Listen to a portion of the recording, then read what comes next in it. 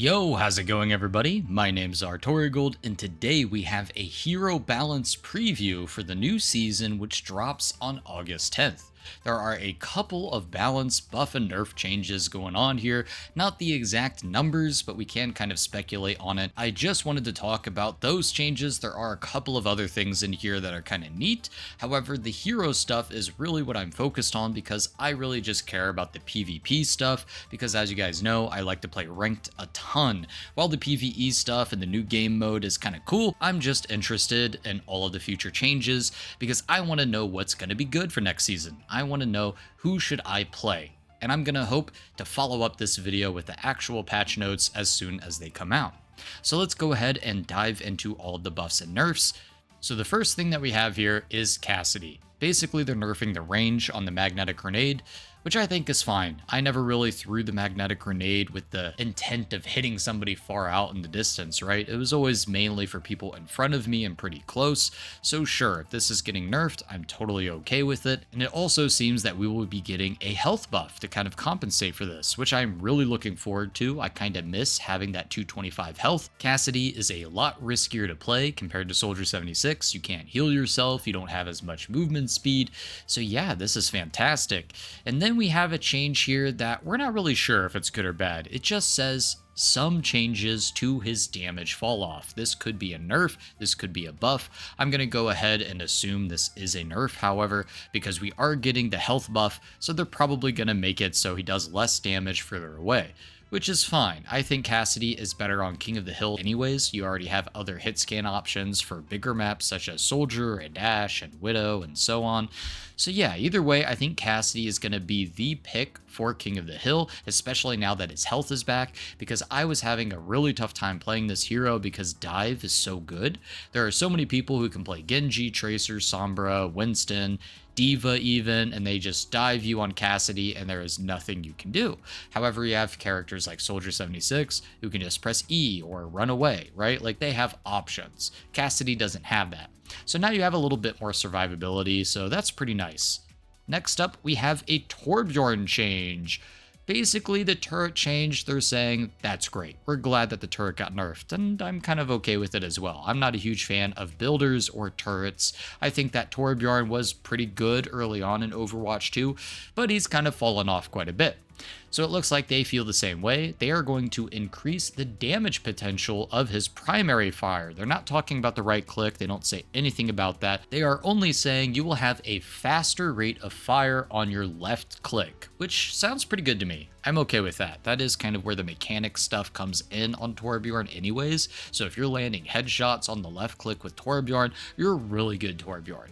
And so yeah, I'm okay with that buff. That's pretty good. Hopefully it's not going to be too much of a buff, because otherwise Torbjorn's just going to be able to spam choke points, and that would be very annoying. They're also buffing up the weapon swap so he can heal his turret with his hammer.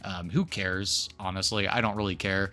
This is something that nobody does, at least not at my rank. If you have a turret, you're just going to build a new one. You're not going to just heal it with your hammer. So yeah, whatever. Thanks for that. Next up, we have Soldier 76, who is getting nerfed. This is something I don't really agree with. I think that Mercy damage boost is what needs to get gutted, not Soldier. I think Soldier is actually in a completely fine spot. However, we're just going to get a nerf here. So yeah, they're saying they're going to reduce the damage on his Helix rocket, his right click. Okay, not the end of the world, but they are also increasing the cost of the ultimate, and I'm pretty sad about that as well. I mean, overall, Soldier's not in a bad spot. I mean, I don't think this will gut him, but it's definitely tiresome to see this, because I think we all know Soldier 76 isn't the problem. It's Mercy damage boost. That's the problem. It's the reason why Sojourn was so oppressive. It's the reason why Ashe is so oppressive. It all comes down to Mercy. Without the Mercy, those heroes don't really do as much. Same thing with Pharah too, even. So yeah, okay, we're gutting Soldier 76. Great. Nothing we can really do about it. It's just gonna happen. I'm not looking forward to it, but I still think he's going to be good. I mean, they didn't touch his left click damage at least, so that's really good. Then of course we are buffing Orisa. Why? I don't know. I don't think Orisa needs a buff. They're basically taking the 75 bonus health that you get from Fortify and buffing it to 125. That's absurd. You're also going to get that with your ultimate as well. I'm not a fan of this. I don't like this. I think Orisa just got a damage reduction boost off Fortify last patch, and now she's becoming even tankier.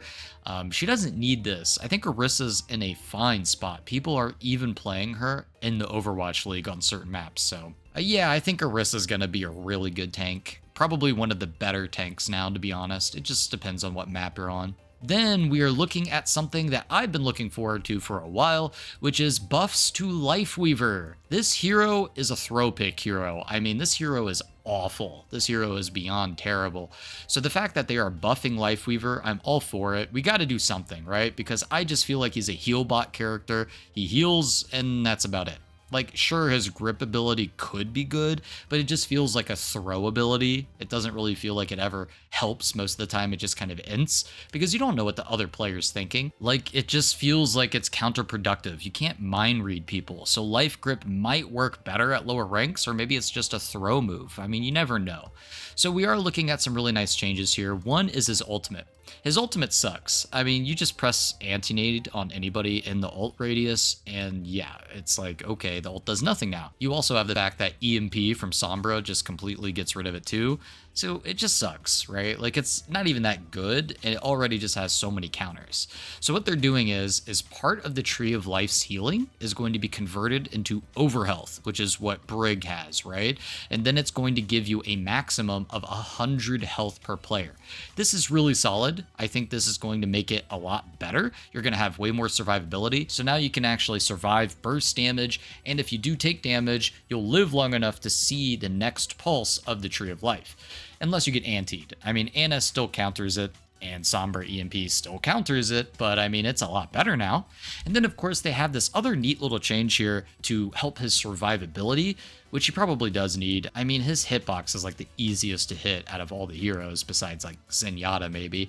He will also get added survivability by converting some of his health to shields, kind of like Symmetra or Zarya or Zenyatta, right? So you can regen that back. And then upping the amount of the healing done by your rejuvenating dash, which is nice. I mean, it healed like so little, it didn't really do much like ever. So this is kind of nice. It just depends on what the actual numbers are on this, but overall the ult change is pretty big. It makes the ult actually have impact now, so I'm pretty excited to try it out. However, I still think he's pretty easily countered. Like, I think other heroes in the support category are going to offer a lot more utility, and we see that especially with the next change here with Kiriko. So as you see here, the Kiriko Suzu is getting a nerf, but a huge buff to compensate for it. So what they're doing is they're making it heal slightly less. However, when it cleanses a negative effect, so if it's successful at cleansing like an anti or something, it will do an additional burst of healing. I absolutely love this. I think this is a fantastic way to change the kit, make Kiriko just more skill centric, and reward you for landing successful skill shots. It's amazing. They also go on to talk about the knockback on Suzu and how they want to remove it, so I'm fine with that. I thought it was really silly and pointless anyways. And yeah, that's pretty much it, but I think that's a huge change for Suzu. I think overall this is a fantastic direction they should take support heroes. If they land their really important abilities, their skill shots on people, then they get rewarded. And I think that should be something that gets into every single kit of a support character. Next up, we have a nerf that is kind of disappointing. It's too low. It needed to be more. They are finally looking at Mercy's damage boost, and they are nerfing it, which is, you know, thank fucking God, right? I'm so glad they're doing this, but it's only 5%. Who cares? Like, it doesn't change anything. I mean, at this point, they would rather nerf Soldier 76's right click and his ultimate cost rather than actually nerf the damage boost by more than 5%. And that feels very unfair to me. Mercy's kit is already like insane for solo ranked climbing, especially at lower ladders. I don't know why they're only making a 5%. Just replace damage boost with a new ability for them to have, something that does, you know, healing things or support things in a different way. Damage boost is not fun.